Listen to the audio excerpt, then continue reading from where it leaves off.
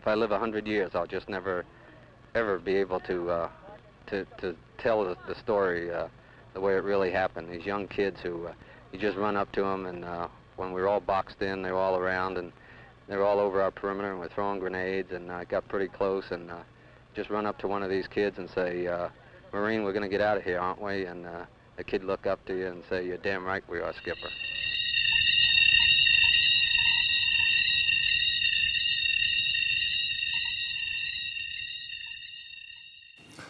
My name is Sergeant Lee Ernest Blackmon. I was born and raised in Georgia. I came to New York 1960. I was 10 years old. I grew up in Harlem and the Bronx. And at the age of 16, I decided that I wanted to join the Marine Corps after I graduated from Mars High School. And it was a decision that I made because during that time, the Vietnam War was very hot. I wanted to go there because I guess I wanted to make a change, a transition in my life. And I was stationed in Vietnam. I was stationed at Da Nang, Vietnam. That's what you call up north, it was the I Corps. But when we landed on that tarmac, when we landed on the base, I mean, it was like, I'm ready to leave out of here. Reality sets in. We're here, this is the real thing. There's no training, it's nothing to read about or talk about, this is it. We're in the belly of the beast. And this is what we had to get used to it. I was an 0311, so when I first got there, I was assigned to the unit as a rifleman. As time progressed, I was promoted to a squad leader, a team leader. I was promoted to a grenadier. A grenadier is a man that carries a little short M79 rifle, and he's the one they call grenadier up. Grenadier is the one that fires the shot to point where the enemy is located. Then I was considered, I was promoted to a platoon sergeant before I left the Vietnam. Before I left Vietnam, I was supposed to have been pulled out. For some reason, I was caught on the operation. And that's the day I got shot, when the sniper hit me. And this operation was picking forest. We didn't know we was in a base camp. We was called, we was a reinforced unit. We was called to do a rescue for this platoon that was caught out. One man was caught out, and the sniper, every time somebody come to grab him, they would shoot at him. They would try and pin him down. And that was the most chaos I ever seen. That was the first time fear ever overtook me. Because when you don't know where fire is coming from, that's, it's a whole different feeling, a psychological change that your body takes upon. I was shot, sniper shot me. I didn't know I was shot. All I felt in my arm was like somebody had jogged me in the arm, and when I went to grab my rifle, all I saw was like the rifle firing down, it didn't move up. So when I looked at my arm and saw the blood squirting out of my arm, I goes into panic. They say shock, but when people see life leaving out your body, it's a whole different feeling. I mean, you go berserk. But that was a chaotic day. That was like, am I gonna make it? Am I gonna make it out of here? Because all hell broke out. I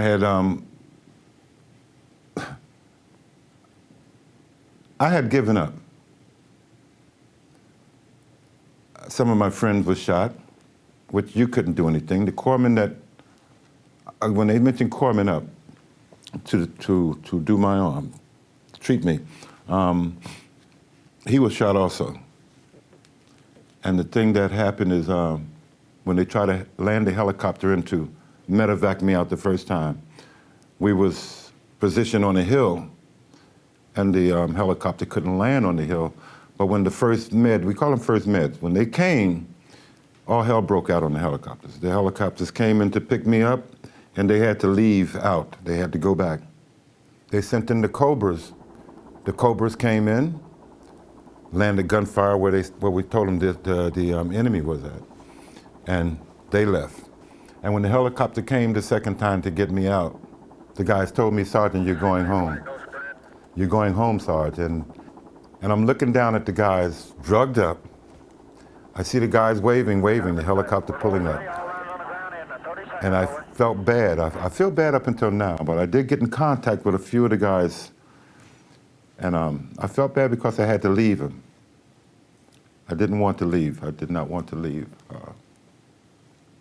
But the first contact after that, I met a friend of mine named Larry first.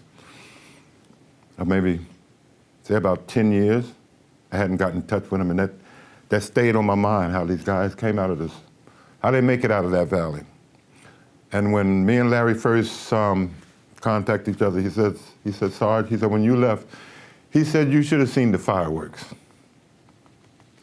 He said, you should have seen the fireworks. And, you know,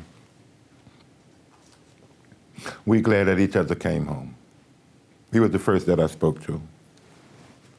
And I didn't write home that much, but every now and then when I write home, my mother would send a package to me. And that package wasn't only me, that package was for the whole platoon. Anybody that had a piece, everybody, we shared it. Everybody got a piece. Oh, we had Vienna sausages.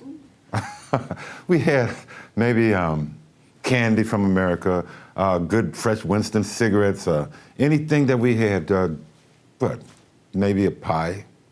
It might be a little stale or something before I get there, but it was home-cooked food.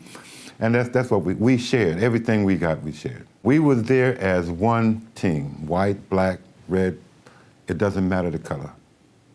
Because when I get in that foxhole with you, I'm gonna have to watch your back, and you're gonna have to watch mine. And if I can't trust you before we leave out of this country, how am I gonna trust you in a combat situation? The war is over, and I'm still fighting the war. This is like a videotape. I see it every day. I think about it every day. I've seen a lot of guys lost their life. We was talking together, next thing he's dead. It's something that you can't forget. And they say, that's the past. It's not the past. It's not the past. Would you like to go back to Vietnam? No, I wouldn't want to go back to Vietnam because to me it's hollow ground. A lot of blood has been shed. My blood has been shed on that country ground. You know, that's a sacred ground where I wouldn't want to go. And this one here, this is the Purple Heart. God bless those that didn't make it back, and God bless those that's fighting in war today. It's something that you don't want, but sometimes you have to earn this unnecessarily, and you don't. This is something you really don't want to do. But this is the Purple Heart. Everybody not aware of the meaning behind it. They just see a Purple Heart. And this is the first medal that George Washington, and it's one of the oldest medals that he saved and gave his men on the ward. First I tell them, welcome home. And God bless you guys for the services that you've done for our country. And it's an honor for young men, as young as you are, to put yourselves in harm's way to volunteer, because during the time we was drafted. Nobody wanted to go, but during that time, they had to go. They was forced to go. Now you have a volunteer war here. And a lot of guys are volunteering for their own sacrifice for somebody else. And I honor them, I honor them. If I can help them out any way I possibly can, I honor them. The war is still here with us. In other words, we brought the enemy with us, which I'm talking about the enemy. We left the Vietnamese in Vietnam. And while we was in Vietnam, we didn't know that we was being sprayed with Agent Orange.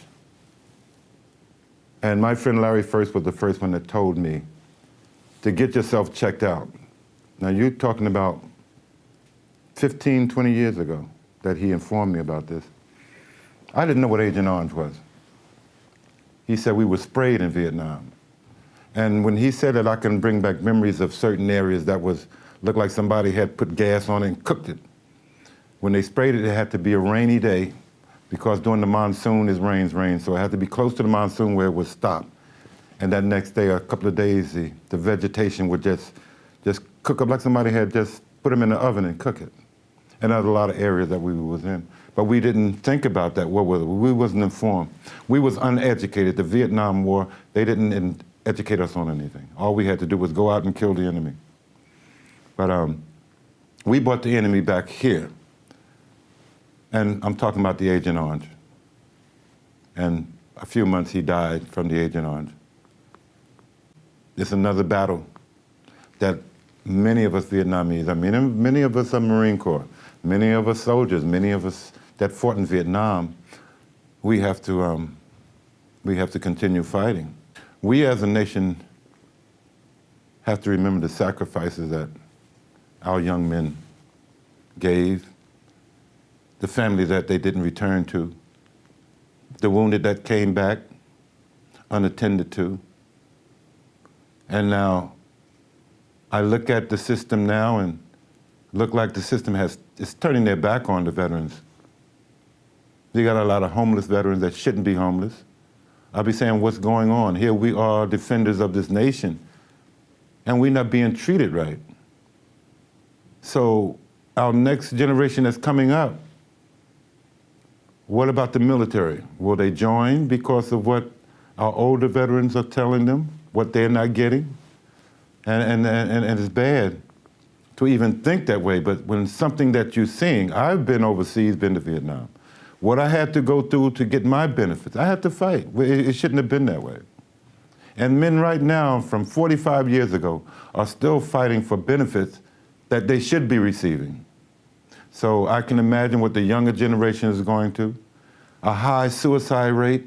Why? When they come back home, they have no jobs, which they should have a job ready for them. Even the job that they left when they volunteered is not there. What I'm going to do? They have a family to support. What I'm going to do? I'm going to take myself out. I would like to say, for those who are serving our military, and the civilians here in our country, think first of these people that's defending our nation. You have to reach out to all of them. Give them a welcome home. Vietnam, we didn't get that welcome home. After 40 years now, we began to say, welcome home. Give them that welcome home.